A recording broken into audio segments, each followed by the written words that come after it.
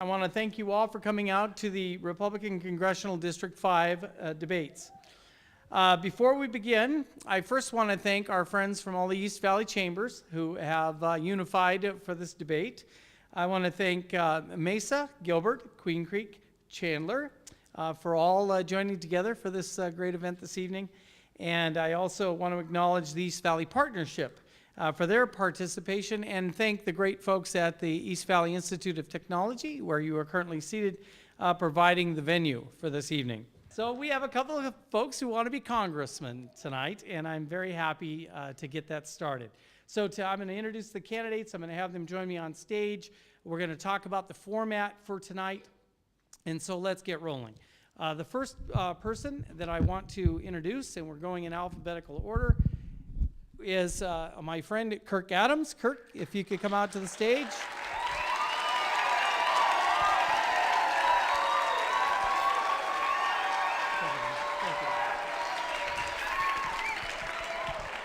Kirk, as you all are well aware, Kirk has lived in Mesa his entire life. He served as a Republican chairman in District 19.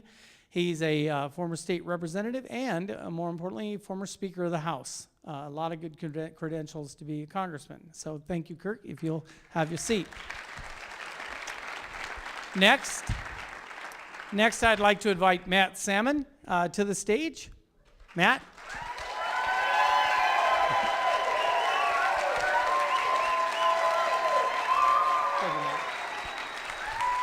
And as you all know, Matt has lived in Mesa for more than 40 years and served not only as a state senator, but also is a former congressman who would like to go back again. So, thank you and welcome, Matt. So now I come over here, that's how the format works, and I take a seat, and we chat for a little while. So let me outline for you how this is going to work. Thank you both for joining us this evening. You're awful close there together, so the rules are pretty simple. No eye gouging, no kicking, no running, no bare feet, all those things. But each candidate, folks, is going to be given 2 minutes to provide an opening statement. The order of the opening was predetermined with a coin toss 1 week ago. Then we will move on to the questioning portion of the debate. Each candidate will have 2 minutes to respond to each question.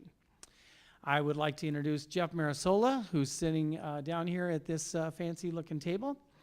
Jeff will be our timekeeper. Time is very important. And so, Jeff, stand up and be recognized so they don't just see the back of your head, man. And so Jeff has signs to signal you at the 30-second mark, the 15-second mark, and the stop mark. And then I'll serve as the time police. Don't be time bandits. And if you go over your 2 minutes, I'll let you know.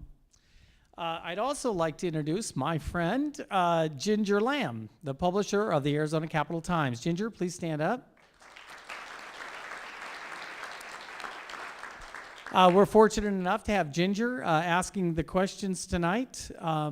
Just as a side note, there are probably plenty of tickets still available for the Best of the Capitol event next week that Ginger will be hosting. I also will be emceeing that event as well. So thank you. Come on out, and I'm into shameless plugs. I'm planning on plugging the both of you too before the night's over. So. At the end of the question period, at approximately 7:20, we're going to move into the final statements from each of you. Again, you'll have 2 minutes on those, and a limit will be imposed. And so, Mr. Adams, you're going to begin, and Matt, you will start. You will finish. So they put Mr. Adams in here, like I don't know you, but can I call you Kirk? Okay, thank you. With that, we're going to keep it focused on answering the questions and discussing the issues, and this should be a lot of fun. And thank you all again for coming out tonight. So let's get it started. I'm going to ask Kirk if you could go ahead and do your opening 2 minutes. Thank you. It's an honor to be with you tonight. You know, too often in modern political campaigns, we sometimes get mired in the minutiae of the moment. And there'll be plenty of time tonight to discuss details in this debate. But what I want to do is lift our eyes and grasp the context of the times in which we live. I think if you look at the sweep of history, you will conclude, as I have, that we are at a pivot point where this generation must literally decide, once again, what it means to be an American. The revolutionary generation decided, as did the Civil War generation. The World War II generation decided and then defeated fascism. And the Civil Rights generation decided and made this union a more perfect place. And now this generation must decide once again whether the pathway to prosperity and happiness lies within free enterprise or within government. And this is a decision that we cannot run from. The math will not let us. Our national debt is $15.6 trillion, and by 2038, the government will consume fully half of the entire United States economy. The political squabbles of the 1990s are quaint in comparison to this generational choice. And that is why I believe this generational choice requires a new generation of leadership. And therein lies the fundamental judgment that you, the voters, must come up with in this election. And it is this: are the politicians and the political tactics of yesterday sufficient for the challenges of today? I submit to you today that a new generation of leaders is needed. We need leaders who have been in the battle, fighting the battles of this day, not enriching themselves in the corrupt political culture of Washington, D.C. We need leaders who have demonstrated leadership in tough times, leaders who seek out the biggest problems and find solutions. I've been that leader in Arizona. I'll be that leader in Washington, and I'm asking for your vote on August 28th.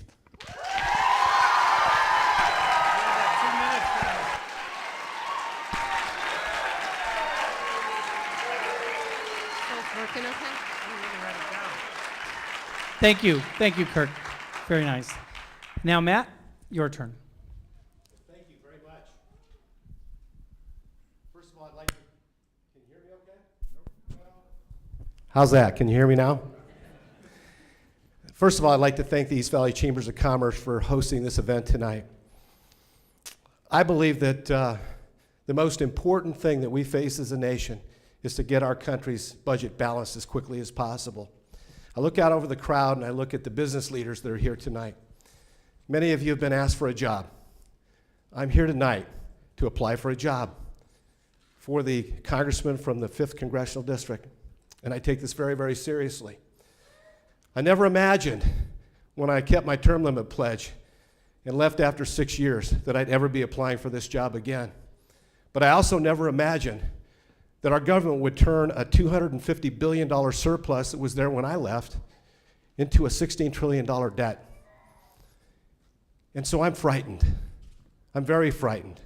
The last thing in the world I need is to be called a congressman again. But I'm afraid of where we're headed. And I believe that this nation has taken a major wrong turn. And I believe that the kind of courage and determination to go in and be an agent of change and have the leadership abilities and the skills and the experience to go back and fight that fight. And not just vote the right way, but convince other people to vote the right way and get our country back on track again is more important now than ever. I also believe that this district needs a champion. It needs somebody that's going to go and fight for business to come to Arizona. We need to have thriving business here in this state. We need to get government off of our backs. I've done a East Valley tour of businesses over the last several months, and they've told me, get government off our backs, get government off our backs. And I want to do just that. I also want to be a champion to go and fight for things like this Center of Excellence for Unmanned Aerial Systems and work with Mayor Smith and the governor to bring high caliber jobs to this state and get us back on track again. Thank you. I ask for your vote, ask for your support.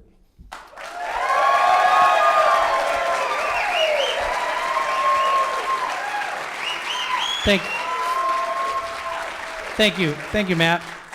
Okay, now I'm going to turn it over to Ginger with the first question tossed to Kirk. Okay, thank you. Let's begin. Kirk, what do you believe is the appropriate role of conservatism in American politics today, and how do you personally exemplify conservative values? The appropriate role of conservatism today is to be the adult in the room, to actually look people in the eye and tell the American people the truth about our true financial situation. See, I think Washington for a very long time, Republicans and Democrats alike, have not been squaring with the American people. And they've consistently tried to tell us that we can continue to spend in these entitlements, we can continue to grow the size of government, and somehow along the way, it's all going to work out. Well, math is not a partisan thing. It's not a Republican or a Democrat. Math just is. And I think the role of the conservatives in the Republican Party today are to be that conscience. Now, I actually have direct experience in this as Speaker of the House, managing through the worst fiscal crisis in state history. Literally, when the state was on the brink of financial collapse, with a record deficit like this state has never been, it was my burden of leadership responsibility to not only make the right decisions, but to convince and persuade others to make those decisions also.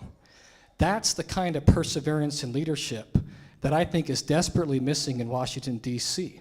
That's the type of perseverance and leadership I intend to provide.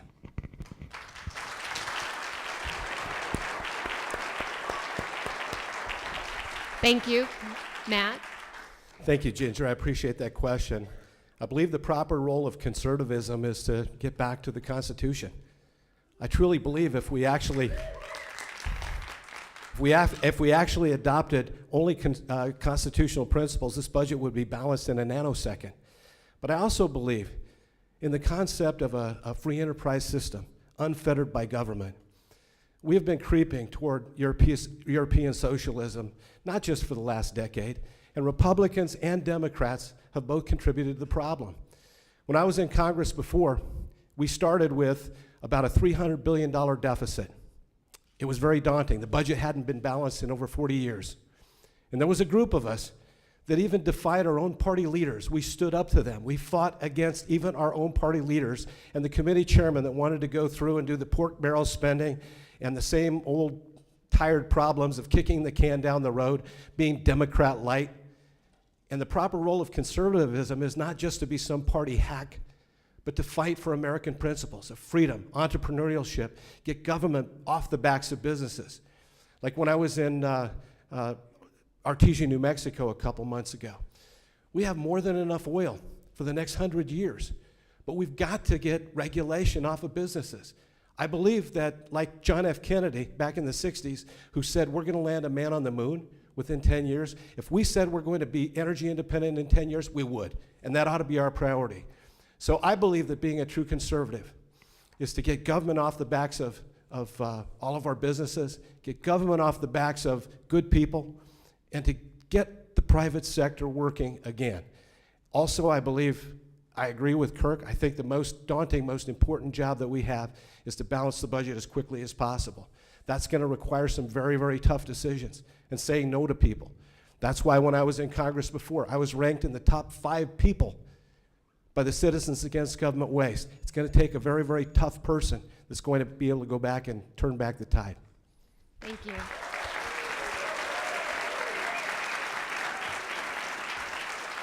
And Matt, we'll lead off with you. Since all politics is local, how do you plan to work with the mayors of our East Valley cities to create economic opportunity for the East Valley? Well, thank you very much. I think one of the really key ingredients that's been missing is cooperation. We have our congressional delegation, we have our county supervisors, we have our state legislators, we have our city mayors and city councils, and they don't talk to each other a lot. I believe that there's a big problem in our state with a big gaping hole, and it's called a lack of leadership. And I will do exactly as I did before. I will meet with our mayors on a regular basis. In fact, when I was in Congress before, I reported to the mayors and the city councils on a quarterly basis, many times before their city councils. I think that's really important that we have that dialogue. I also went and met with our state legislature on a consistent basis. In fact, I testified at hearings, and I understood what they had to say. I think one of the most important issues that we face right now as a community is bringing jobs to our state. And it's not just big box retail and bringing revenues from sales taxes. It's bringing manufacturing jobs. It's bringing brain trust to this city. And I mentioned in my opening remarks, one of the most important things to me is, as I have been doing for the last several months, championing this idea of a center of excellence, the Federal Department of Transportation is going to designate 6 areas as centers for excellence for unmanned aerial systems. Unmanned aerial systems is the new wave of where our defense is going. There will be very few manned aircraft in the future. And I believe that if Arizona becomes one of those 6 designated places, we'll bring thousands of jobs, but we'll also be at the vanguard of protecting our nation. I think that's a win-win across the board. And I've already been working with Mayor Smith and also with ASU, also with our Commerce Authority, in trying to bring that here. And I've been working with our Federal Secretary of Transportation. I believe it's extremely important to elect somebody to go back there that knows where the ropes are, knows the ropes, and can get the job done and hit the ground running. Thank you.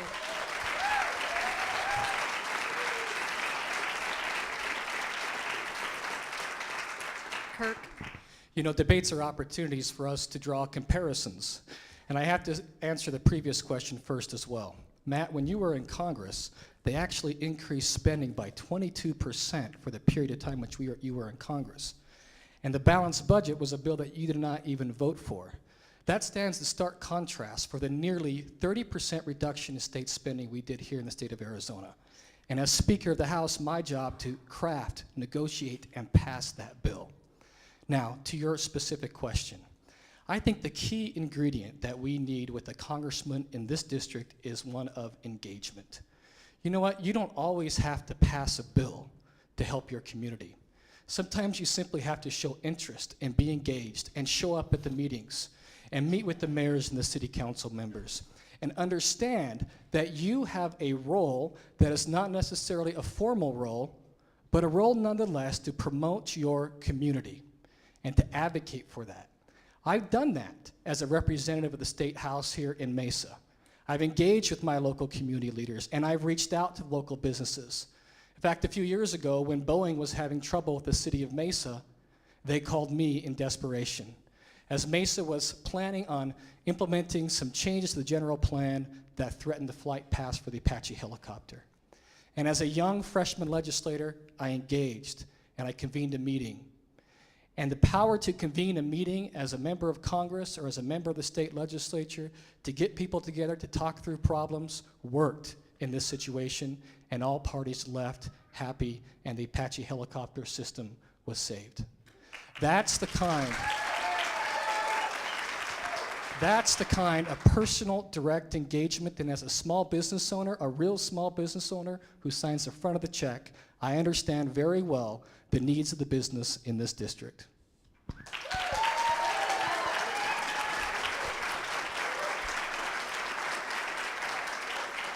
Kirk, we'll start with you this time. 2 years after its passage, SB 1070 is now under consideration by the U.S. Supreme Court.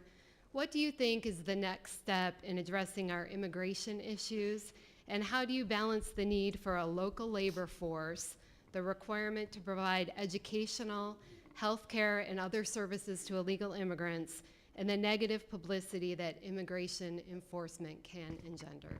You know, the issue of immigration in this campaign reminds me of the French politician when hearing the clamor in the street said, "There is the mob, I am their leader, I must follow them." The truth of the matter is that we've been leading on this issue on immigration in Arizona for some time. In fact, I think you'd be hard-pressed to find another candidate for Congress that has dealt with this issue as a presiding officer more than I have. Now,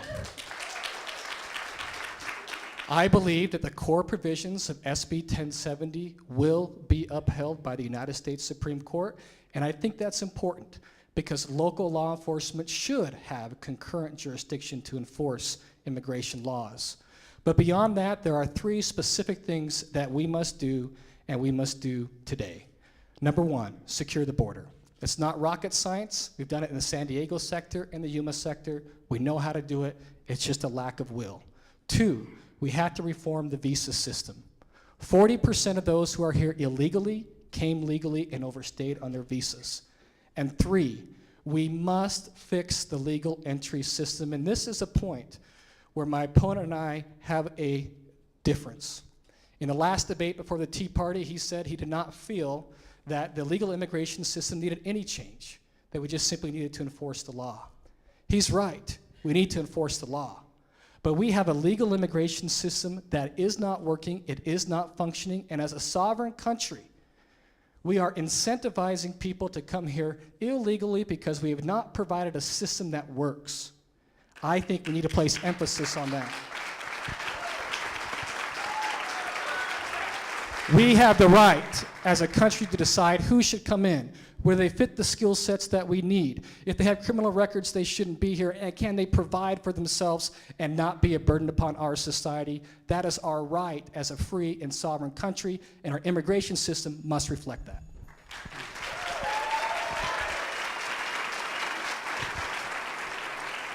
Thank you, Matt. Thank you very much. First of all, rather than respond to challenges of my record, I'm going to adhere to the requests of the debate planners and just stick to the issues as we go forward. But let and I'd like to focus my attention on what I can do rather than what my opponent can't do. I think he's a great guy, and I think that we have different ideas, but in a large way we're very, very similar. I'd also like to say that on the budget, because I do believe I need to respond. I voted against the budget because it still had a lot of pork barrel issues, and so did most of the other people that ended up being the real agents of change that balanced that budget. But let me say about the immigration issue that I completely agree that the first and foremost issue has to be to secure our border. Right now, it's far more than just smuggling people. That's a bad enough issue, but there are terrorists that are coming across the border, there are guns, there are drugs coming across the border, and first and foremost, we have to focus our attention on securing the border. 1070 came into play because the federal government wasn't doing its job. I also believe that we do need some visa reform. I believe that we need to bring the brightest and the best from all countries. I kind of look at it like the NBA. The NBA doesn't care what country you're from or what your religion is. What they care is if you can shoot three-pointers, drive the bucket, and pull down rebounds. I think that America, as we're competing in this global economy, needs to seek out the brightest and the best. And I also believe that we need to make our visa program easier and more responsible, and I think that is a part of the problem as well.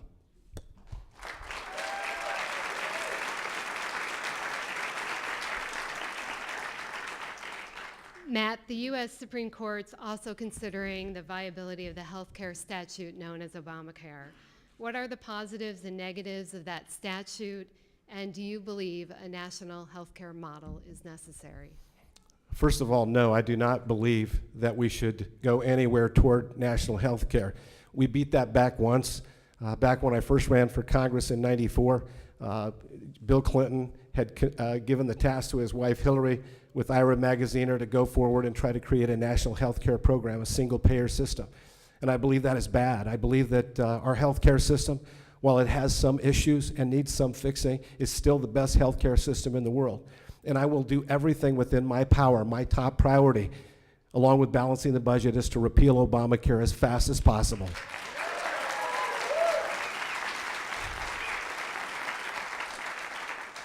Not only do I believe it's unconstitutional with the individual mandate, but I also believe that it will bankrupt our country. I also believe that the best way to fix our healthcare system is to give every individual, every small business owner, everybody in America, the same kind of tax benefit that large companies get today, so that they get a write-off their healthcare costs. And if every individual owned their own healthcare policy, they wouldn't have to worry about leaving a job that they hate because their family, somebody in their family has pre-existing conditions. They'd be able to take that policy with them. So to me, that's the most important thing we can do. But along the way, there are a lot of other things, like medical malpractice reform. You get rid of all the unwarranted windfall of lawsuits and rich lawyers over health care issues. I also believe that we need to do everything that we can to try to get rid of all the fraud and abuse. I could tell story after story, but I do want to tell one. It's a clear anecdote of what's wrong. I met with a doctor just last week, and he told me that he had a woman come in for a procedure. She slapped down an access card and said, I need a procedure. She needed to have prior authorization. So she couldn't wait. She laid down a Blue Cross Blue Shield card. We have to The doctor stop you said, okay. there. Thank you. I'll stop. Thank you. Kirk?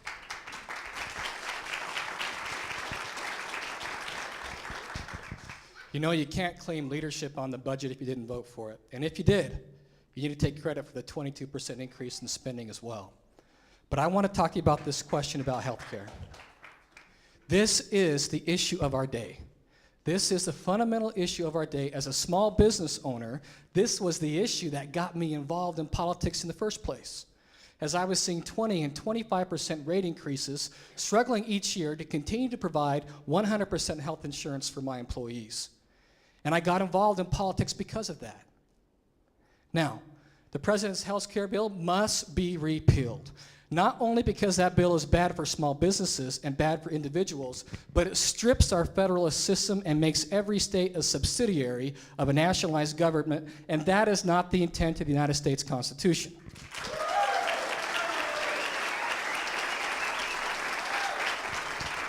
And this is not an election time conversion. While a lot of lobbying was going on in DC and the pharmaceutical companies and others were carving out their little piece of the pie for Obamacare, here in Arizona we recognized immediately what a bad bill this was, and we were the first state in the nation to pass the Freedom of Health Care Act so that you were not required to participate in that system. And when liberal Attorney General Goddard would not join the lawsuit, we passed legislation to force it. You want to fix health care? There are 3 things you must do. You should own your health care in the same way that you own your auto insurance. It should be portable with the same tax benefits. We have to reinstitute that the prime relationship is between the patient and the doctor, not the patient and a bureaucrat, whether it's a government bureaucrat or an insurance company bureaucrat. And finally, we need transparency in pricing so you, the consumer, can be a consumer, because without price transparency, you can't make economic decisions, and that drives the cost of health care.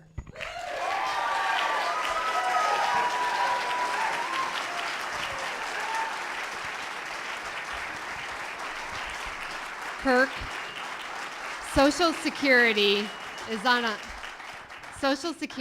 a lot of our minds these days, especially for those that are starting to plan the second stage of their lives with retirement. What is your position on Social Security? Social Security, along with Medicare, should be of great concern to all of us, whether you are 25 years old or 65 years old. It's estimated that by 2014, the combined liabilities of Medicare and Social Security will be $57 trillion. Put that in context of our $15.6 trillion debt. The surest way to kill Social Security is to ignore it. And this is what I mean by the generational choice that we have. We have to make these tough kinds of choices and decisions. In the Ryan plan, he deals with Medicare in, I think, a very smart way, allowing people over the age of 55 to keep it the way it is right now, with people under the age of 55 turning it into a premium support system. I think there are opportunities within Social Security to develop similar structures so that those of you that are on it or almost on it, those promises can be kept with you. But we can make that system sustainable and something that 25-year-old can afford, so that his taxes don't have to grow so much that his economic prosperity is impacted. This is a generational choice, and I think the American people, frankly, are up to it. I think we've reached that point in our history where we're willing to have this sort of grown-up conversation with one another and say, you know what? We can't do things the way we've always done things. Social Security is a prime example of that.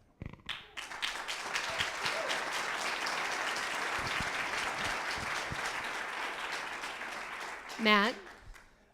Thank you very much. First and foremost, I'm not going to settle for the Ryan budget. I think it is a step in the right direction, but balancing the budget in 25 years is not acceptable to me. I believe that we have to balance the budget soon, now. And I also believe that the biggest conundrum that we face is the entitlement problem. Right now, 65% of the entire budget is eaten up in 5 areas: Social Security, Medicare, Medicaid, veteran services, and debt service. By the way, that debt service, 44 cents out of every dollar Washington spent last year was borrowed money. And right now, if we were to pay off the debt, every man, woman, and child would have to come up with $50,000 to balance the debt. That's unacceptable. The biggest conundrum that we face is our entitlement spending. If we do nothing, as I mentioned, right now, 65% of the budget with those 5 areas. In 5 years, 75% of the budget will be consumed in those 5 areas. In 10 years, 100%. In fact, if we cut out all discretionary spending, we'd still have a $400 billion deficit. And so what I'm proposing to do, and I know it's tough, is that we have to look at this, at Social Security and Medicare and the retirement age. I believe that for those people that have already retired or are getting close to retirement, we let them go ahead and do it as planned.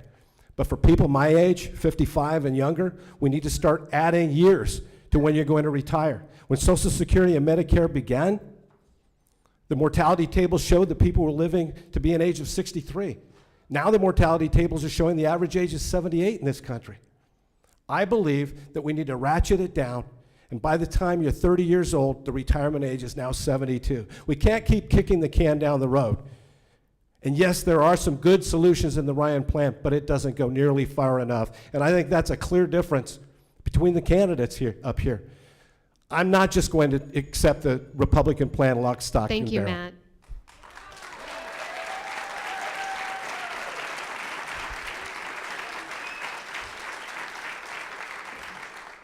Matt, Arizona is currently a tax donor state. That means that we provide to the federal government and overall taxes collected more money than what we receive back from the federal government in terms of funding. What changes should be made to bring more federal investment to Arizona, and how do you balance the need to get our fair share of federal funding with the need to be fiscally responsible as a country? Thank you very much. Well, first and foremost, I want to say that I've always been an opponent of any kind of earmarking. I believe it's wrong. And I believe that building bridges to nowhere and funding projects that get people reelected are not the way to go. And that, I believe, is a thing of the past. But now we've moved into a different time, a different generation. The Mesa Gateway Airport is probably one of the most crucial components of our economic development plan here in the East Valley. I talked about the unmanned aerial systems. We need to make sure that we're at the forefront fighting to compete with those competitive dollars, whether it's through the Department of Defense after it's already appropriated, whether it's with the Department of Transportation, whether it's with the research entities that go to Arizona State University. We need to make sure that we're at the forefront fighting after the money has already been appropriated for those dollars to come back to Arizona. Arizonans deserve to have the tax dollars that come out of their pockets coming back to the state. I don't believe that our congressional delegation, as it currently stands right now, does nearly enough to fight to make sure that we're not being a donor state. We're clearly a donor state when it comes to transportation. And every time that transportation bill is passed, states like California get more than they pay in taxes, while Arizona is a donor state. One of the most important fundamental issues I want you to leave here tonight with is that back in Washington, D.C., everything is based on seniority. I'm not saying it's right, but that's the way it is. I will go back with all of my seniority. I'll be able to go back as a fourth-term congressman. That means that the likelihood that I might be able to chair a subcommittee is pretty good. I think that will not only help me to get people to vote the right way, but also make sure that we're fighting to ensure that Arizona's needs are taken care of.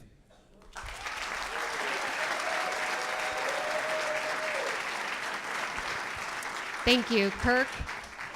Matt, not accepting the Ryan plan is the same position Harry Reid takes. And I simply do not believe that that is the right position. It is not. That Ryan plan has been passed by the House on 3 separate occasions and is the only written plan out there. I would like to see some things improved in it as well. But the fact of the matter is it solves our problem. And it's a lot easier to have fancy rhetoric without actually having a written plan, which that plan represents. Now, this issue of transportation funding, I think this is an example of the past versus the future. You know, that transportation funding formula was built upon an interstate funding formula system from the 1950s. And you know what? The population center of this country has changed quite a bit since the 1950s. That is part of the reason why western states like Arizona are hurt in that funding formula. That funding formula needs to be updated. But I think we need to do something entirely different, and we need to just change our mindset. Right now, that gas tax that you pay every time at the pump goes to Washington, D.C., and then out of the goodness of their heart, after all the lobbyists and all the maneuvering and all of those with their seniority weigh in and get their little piece of the pie, then a little bit of it comes back to us. That's not the right approach. Instead, states should be able to keep the majority of those gas taxes and remit a surcharge to the federal government for maintenance of the federal highway system, and let states build our own local roads. Ginger?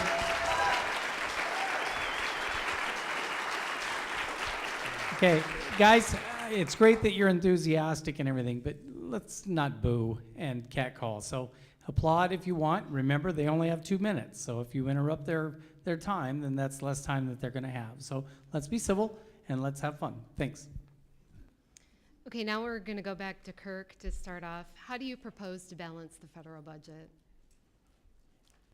There's really only one way to get our arms around the debt. Matt was right about the 65% in those 5 programs, 50% in just the top 3, Medicaid, Medicare, and Social Security. 10 years from now, those 3 programs will consume almost 70%. And the interest on the debt will go from $230 billion to $915 billion. So, very often legislators like to focus on the small ball stuff because it's easy to do and it makes a quick and easy headline. But the fact of the matter is, if you want to solve this problem, you have to go right to the heart, to the core of what it is. And it is our entitlement spending. And again, this is where the Ryan Plan gets us closer to where we need to be by fundamentally reforming the entitlement system. If we don't do that, anything else you want to cut, if you want to eliminate the Department of Energy, if you want to eliminate the man who delivers ice to your offices, if you want to eliminate the Department of Education, whatever it is, you can combine all of that, and it will amount to a hill of beans in reducing our debt. And this is what I meant about it's time that we have a grown-up conversation with each other and stop pretending like we can solve this problem without getting to the root of it. And the root of it is this. We have allowed Washington, D.C. politicians and lobbyists for the last 30 years to convince us that the sun will still come up tomorrow and we can keep spending money like there's no tomorrow. Well, tomorrow is here, and now it is this generation that has to deal with the consequences.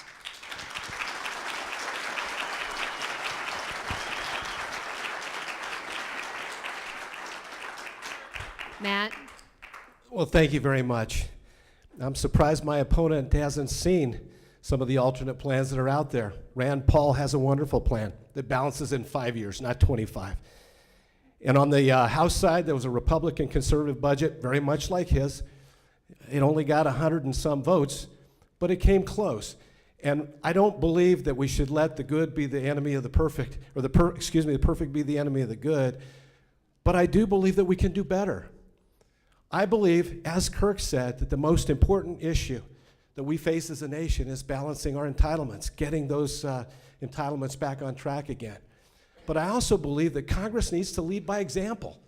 That's why one of the first bills I'm going to introduce is going to be the Pay for Performance Act. And essentially it's this. Every year that Congress fails to pass a balanced budget, the congressmen and their staffs and their offices will take a 20% cut in pay. And I believe that's got to be the rallying cry all across the country. When I was there, it was term limits. This was an idea whose time has come. And I believe that if we do a grassroots effort across the country and put pressure on people to say, are you going to vote for this? Are you going to sign on to this bill? Then ultimately we'll get the pressure up there enough that people will sign on to the bill, and ultimately we'll get it. Of course, I'll also be a big champion of a balanced budget amendment. I will lead the charge as I did before. But that's going to take 2/3 of the House, 2/3 of the Senate, and 38 states to ratify. It's a very, very difficult venture. But along the way, in addition to entitlement reform, yes, I believe we've got to get rid of some government agencies. Tell me something. Does the Federal Department of Education educate one child in Arizona? I don't believe so. What about the Federal Department of Energy? It was established by Jimmy Carter so that we could become energy independent. How's that working out? I think it's time to rid ourselves of a lot of the federal spending. Thank you.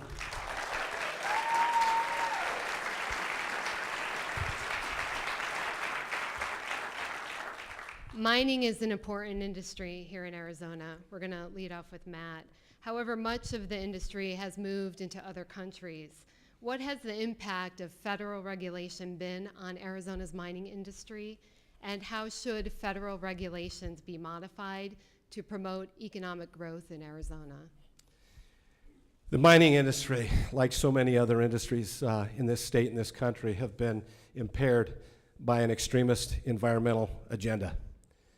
We've chased the timber industry out of the state, and they did it in the name of healthy forests. Since we don't thin the forests anymore, we've had the worst wildfires in Arizona's history. Now in Arizona with the mines, all the different regulations that they have to adhere to have, as you said, chased those mines into foreign countries, many in South America. The same thing could be said of our oil and gas industry. In fact, I was in Artesia, New Mexico about 2 months ago on a fracking site. And we have enough oil in this country for the next 100 years. But we haven't built a refinery since the 60s. We have got to be serious about this again. I spent a lot of time in China. And China treats its business like the goose that lays a golden egg. They care more about people than they do lizards and snakes. And in this country, right now, in Artesia, New Mexico, in Midland, Texas, and right here where we have oil-rich supply, they're talking about declaring the sand dune lizard an endangered species. If they do, it'll wipe out all oil exploration. We have to get rid of these extremist regulations that do nothing to significantly improve the quality of our environment. Two last things. I know we talk about mining, but I think that it applies to all industry. The Salt River Project has a Navajo generation plant. They're being asked and maybe required by the EPA to add $1 billion to their cleanup, which will do very little, negligible. I believe, as Jeb Bush, who recently endorsed me and is helping me in my campaign, he said every regulation has to have a cost-benefit analysis before enacted. Thank you.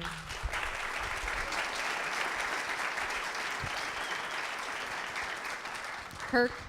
When it comes to the impact of federal regulations on business, SRP knows this very well with the Endangered Species Act at Roosevelt Lake. And that is resulting from the Endangered Species Act and also an out-of-control EPA. And Matt mentioned briefly the Navajo Generating Station and the impact that that will have on regular folks, those of us who pay a water bill every single month, if the Obama administration is successful in shutting down that plant. And it will negatively impact not just mining, but every major industry in the state of Arizona. But when you talk about mining in particular, and when you talk about regulations, we cannot overlook the fact of the impact of taxation on industries that are capital intensive. What do I mean by that? Mining, by nature, is capital intensive. Lots of land, expensive equipment. And when we have confiscatory tax rates that send capital elsewhere because we have the highest corporate income tax rate in the industrialized world, or because we have commercial property taxes in the state of Arizona that are still too high, we are pushing those jobs overseas. This is the reason why 3 years ago, I championed what became dubbed the Jobs Bill and ended up being the largest business tax reduction in state history. And I did that with the broad support of the business community because they understand that nobody gets a job until somebody first has capital to invest, to build something, to make something, to expand something. And it's about time that this country got back in the game of capitalism and made this country attractive again for manufacturing and capital-intensive industries by lowering our tax rates.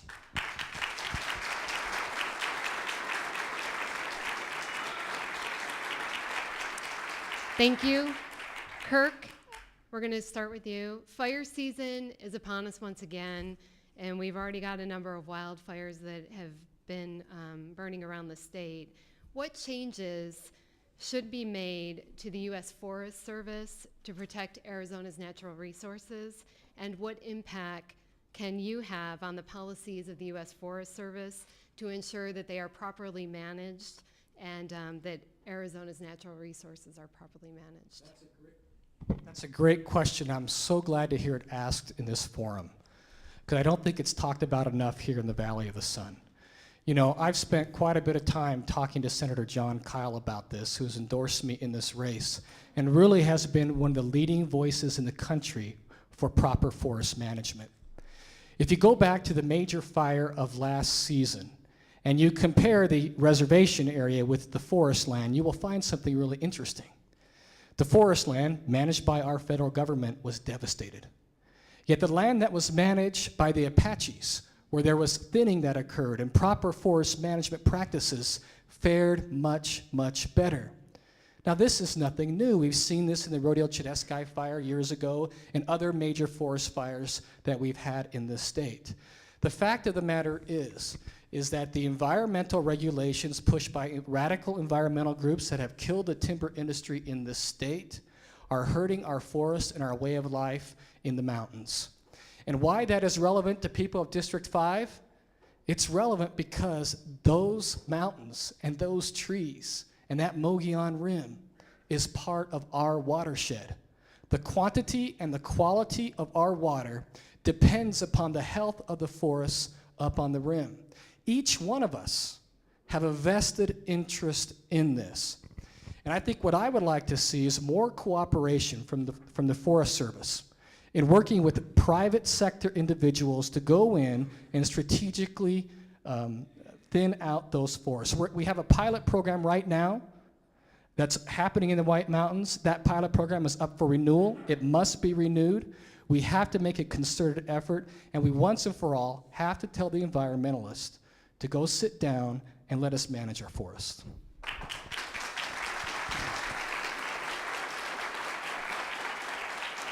Thank you. Matt? Thank you. It is a great question. And first and foremost, we have one of the most preeminent experts on forest health in the world that lives right in this state. He's a professor at NAU. His name is Wally Covington, and I've been very, very close to him over the years, have sought out his counsel, his advice, invited him to testify before Congress. Let me tell you something, though. It's very plain and clear.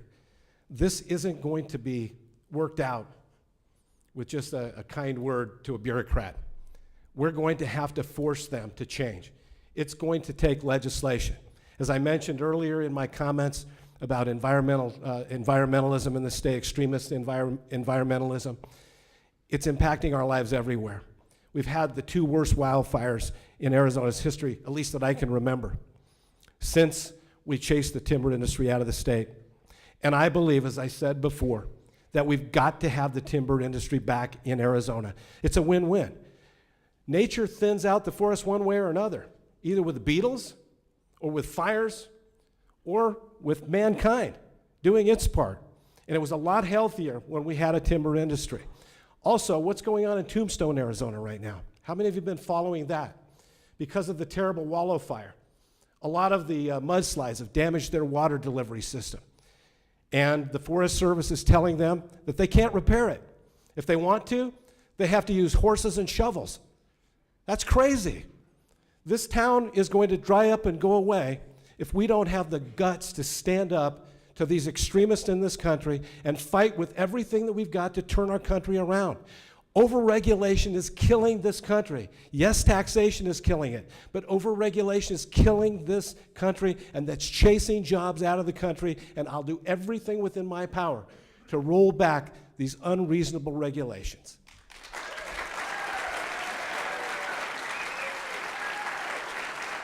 Thank you, Matt. Matt, it's been said that the F-35 will be the last manned aircraft ordered by the U.S. military. Unmanned aerial vehicles are anticipated for use in applications from everything from law enforcement to commercial transportation to even military operations. How do you see Arizona's current effort to obtain a designation as a center of excellence for UAV development, and what benefits would such a designation bring to Arizona, and what can you do as a congressman to help Arizona be successful in getting that bid? I'm really glad you asked that question because I've been working on this issue for the last several months. Vice Mayor Scott Summers called me several months ago, and said, Matt, I need your help. Need you to get involved, roll up your sleeves, and help us to get one of those designated classifications as a center of excellence, one of 6 in the country. The Federal Department of Transportation, the FAA, will designate 6 places in Arizona. Many other states are far ahead of the curve. They're out there working the FAA to make sure that they get that delineation. But Arizona has the resources in many, many ways. We've got Fort Huachuca that trains more of these unmanned aerial pilots than anybody else in the world. We've also got the Goldwater testing range. We've also got the Mesa Gateway Airport. We've got East Valley Polytech campus. We've got the Air Force labs, which still have the top secret or top security clearance. Many, many pieces put in place, but we don't have the support, strong support from our congressional delegation. We have our governor that's been working on it. We have our mayor, Scott Smith, that's been working on it. In fact, he's been quoted in the paper several times, and he's voiced his frustration that we don't have any leaders here that are bellying up to the bar to get this done. What will that do for Arizona? It will bring thousands of jobs to Arizona. It is going to happen whether we do anything about it or not. 6 places in the country will get centers of excellence. It might as well be Arizona. We have the talent, we have the skills, we have the people, and we have the brain trust. And I believe we are very well postured, but we've got to put the political muscle, because unfortunately, and we can squawk about it and complain about it all we want, but political muscle is what gets the job done. You have to fight for something. You have to stand up and be counted. And not only am I willing to do that, but I have been doing that for the last several months. Thank you, Matt.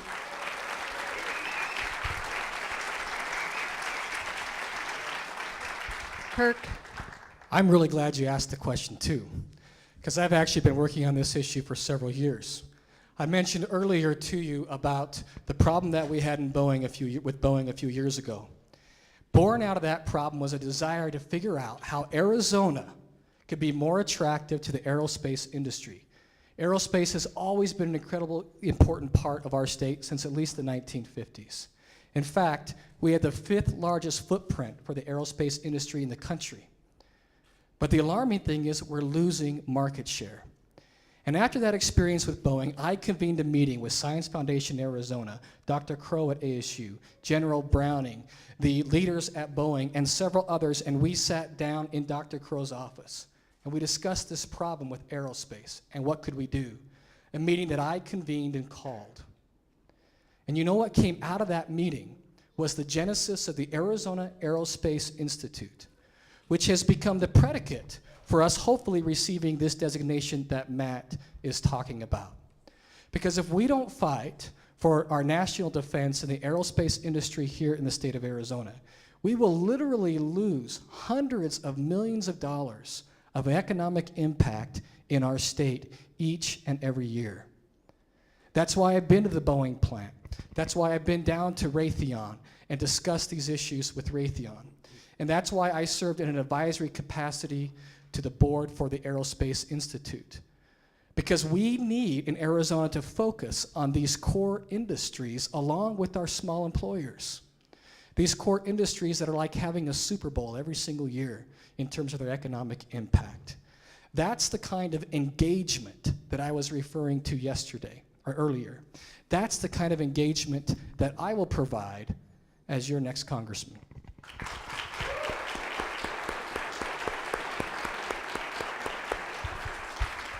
Kirk, defense spending in connection with military bases in Arizona contributes significantly to our economy. What challenges does Arizona face in retaining those bases? And do you see sequestration affecting federal defense spending in Arizona? We face significant challenges. In fact, some of the challenges we face are complaints from residents near bases, where bases have been there for a very long time. My friend Matt was the lobbyist for the city of El Mirage and lobbied on noise issues for that city, and many people felt like that was a danger to Luke Air Force Base. I don't think those are the type of activities we should engage in, number one. Number two, we have to continue to make the case that we have special and unique assets here in the state of Arizona that aren't just good for Arizona, but literally are good for the nation's security.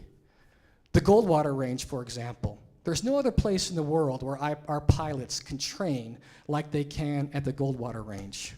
Luke Air Force Base utilizes that range. Fort Huachuca, with their specialized intelligence training and unmanned vehicle training. These are important assets, not just for Arizona, by the way, along with the Yuma Air Base and Davis-Monthan. These are important assets for the country, not just the state of Arizona. Now, I was reviewing the budget 2 weeks ago, the federal budget for the next 10 years, and I noticed something a little alarming. Even before the sequestration cuts occur, defense spending will grow at less than the rate of inflation, which means that 10 years from now, the actual real dollar that we are spending on defense will be less than we're spending today. Now, the United States Constitution provides the top priority as providing for the common defense. And I think these sequestration rules must be addressed. I don't think the military can sustain those types of cuts. I think the United States must maintain the best financed, the best trained, and the toughest fight in the entire face of the earth. Ginger? Thank you, Matt. Thank you. For the record, I did meet with the General Counsel for the Air Force and spoke very strongly in support of the F-35 at Luke Air Force Base, and also met with the Undersecretary over all installations for the entire world to advocate for the same thing. But I want you to know something about defense spending. It's not only important to our economy, but more so, it's important to our freedom. And to me, yeah, it's about the economy. That's really important to me, and I want to make sure that we don't lose jobs here in Arizona. But to me, it's a lot more up close and personal. I've got a lot of skin in the game.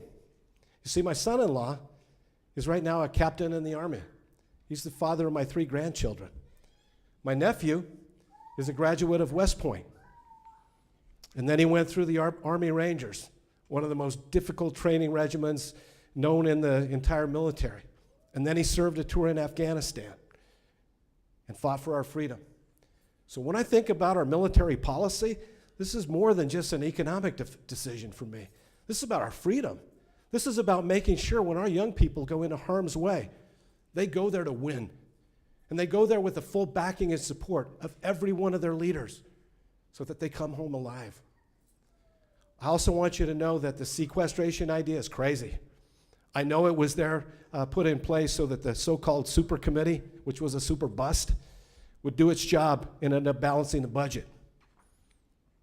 But right now, if we don't step in the gap and sequestration takes place, $500 billion in the next decade will be cut out of the military budget.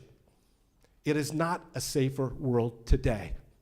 We've got to do everything that we can to be vigilant. Like Ronald Reagan, I believe in peace through strength. And I believe that the only way for America to secure its freedom is to be the toughest guy on the block.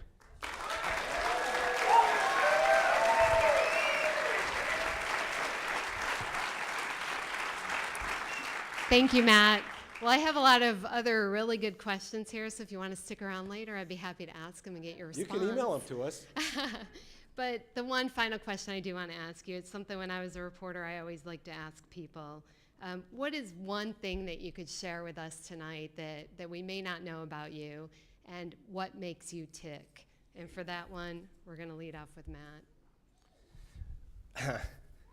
Well, let me tell you one thing.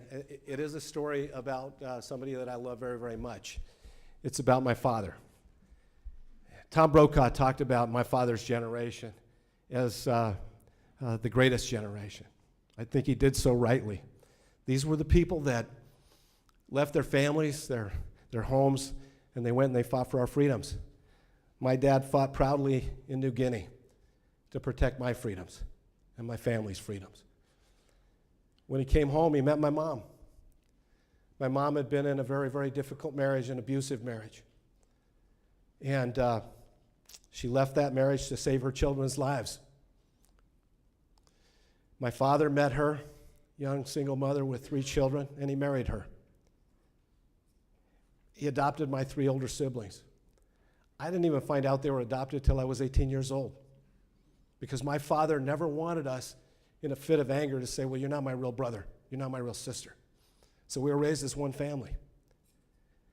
That father, when he came back from World War II, had to hold down 3 jobs to make ends meet.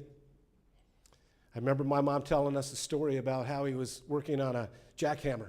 It got out of control and it broke an instep on his foot. Dad slept with his boot on for 3 weeks because he knew if he took it off, he wouldn't get it back on because of the swelling. This was a man that had courage and determination. My father taught me that a man's word is his bond, and that you give your word, you keep it. So when I gave my term limit pledge, it was a no-brainer. I knew my dad would kick my butt if I broke my word. I also believe that that generation has a lot to teach us. I've listened to my opponent talk about the new generation. That is important, but we can learn a lot from the past and the great people whose shoulders we stand on today because of the fight that they've done to protect our liberties. Thank you. Thank you.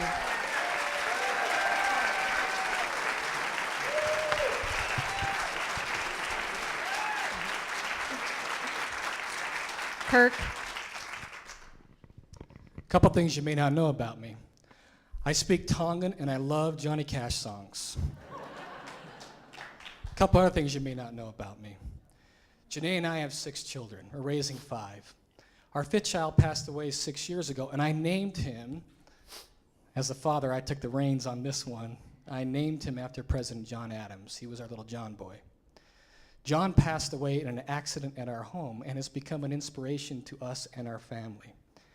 And one of the reasons why I am running for Congress today is because I firmly believe that so long as I have the capacity or the opportunity or the luck to be in a position to fight for the future of my kids, I think that's worthwhile. Because I don't think that the path we are on will give them a future that is as prosperous and as free as the one in which I have inherited, which all of us have inherited from our founding fathers. We have an obligation, and I feel that sense of obligation. My good wife, Janae, who's in this fight with me, 100% feels that obligation. And our children, ages 4 to 15, they've been taught to feel that obligation as well, and they feel it. There is no country on the face of the earth that has done more to unite the human spirit with its full potential than this country. And I believe that we are at risk of losing that. And that's what I mean when I talk about this generation. Because I think the politicians and the lobbyists of the past have given us a broken country, a country with problems. And I think it's time for this generation to rise up, take the reins, and fix what has been broken. That's why I'm running.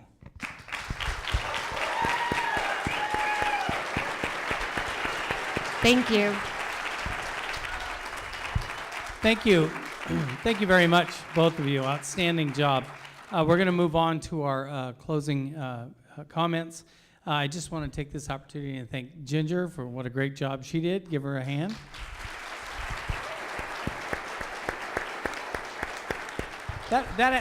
The way you handled the, thank you very much, Matt. Thank you very much, Kirk.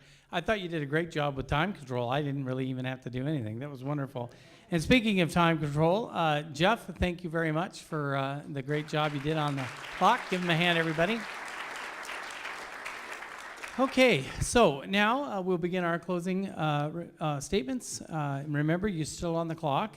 They haven't finished their job yet, so you're still on the clock for 2 minutes. Matt, would you please begin? Yes, thank you very much. And thank you so much to the East Valley Chamber of Commerce for organizing this debate, all the folks that have worked so hard to make this happen. As I said earlier when I introduced myself, I'm applying for a job tonight. I think it's the most important job I've ever applied for in my life. Last thing I thought is I'd be applying for this job again. I don't need to be a congressman again, but I believe that I have the skills and the tools to do the job because I've done it before. I went back to Washington, D.C. back in 1994 when the budget hadn't been balanced in over 40 years, and we balanced the budget for the first time in a generation. I was part of the leadership group that got that done. We passed welfare reform. We did amazing things. And yes, I agree. I think many of the politicians back there, I refuse to paint with a broad brush because a lot of the Republicans and a lot of the folks that are back there are part of the problem. But I have been part of the solution. That's why the Citizens Against Government Waste ranked me in the top 5 people out of 535. Don't believe what I say. Believe what the other groups say. They designated me as a taxpayer hero, something very, very few people get. I'm willing to go back and fight the fight because I believe our very future is at stake. My children, my grandchildren, your children, and many of your grandchildren will inherit a worse country than we inherited if we don't stand up and fight on principle and make dramatic change now. We've got to do everything we can to turn this country around, and I believe we can. But if you want to get the job done, give it to somebody who's done it before. Give it to somebody who you know you can trust to keep his word. Thank you. I ask for your vote, and I ask for your support.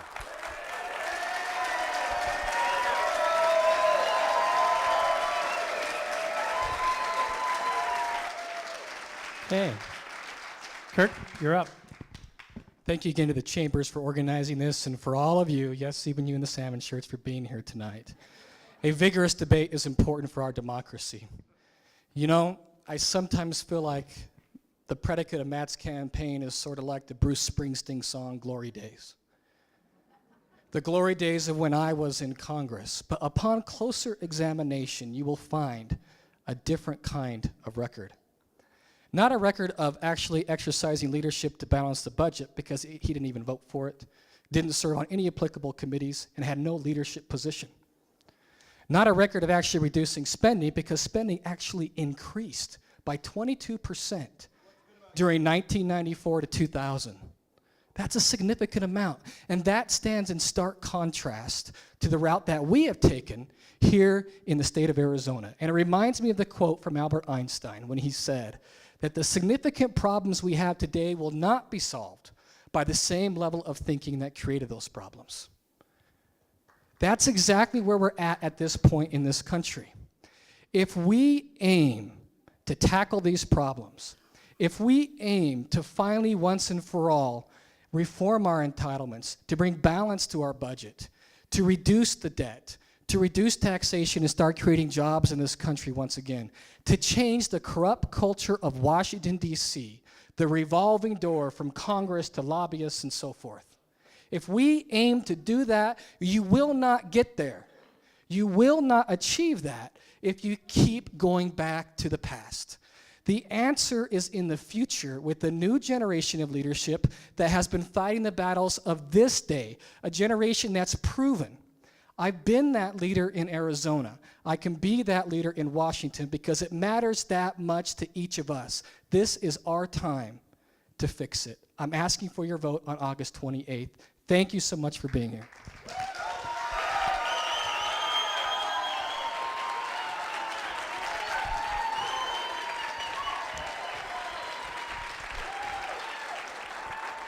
Thank you.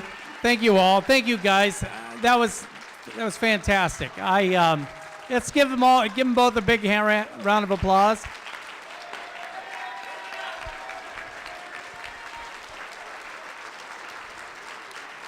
I want to thank you both for being here tonight. It was an absolute pleasure. The only sadness that I have about this is that I wish one of you could win in another district as well, so you both could represent us. You couldn't ask for two more outstanding candidates, and so the folks in the 5th Congressional District are going to have a hard time making a decision, but I know that you will do that. I want to thank you again, all of you who came out. You're a great crowd. Really appreciate you coming out. We want to thank you for getting yourself educated on the issues and the candidates. We also want to thank the candidates for taking the time to meet with the chambers and to learn the issues associated with that the business community truly needs to get to Congress and to save our union. So I also want to thank Yvette and then Kathy for all your great work to put this together with the rest of the chambers. And I want to thank our hosts and sponsors for this evening. If we have any folks from the press here who would like to ask some extra questions afterwards, these guys have agreed to be up here on the stage for a few minutes after. So thank you again. I would just say have a great evening and drive safe going home. Thank you again for coming.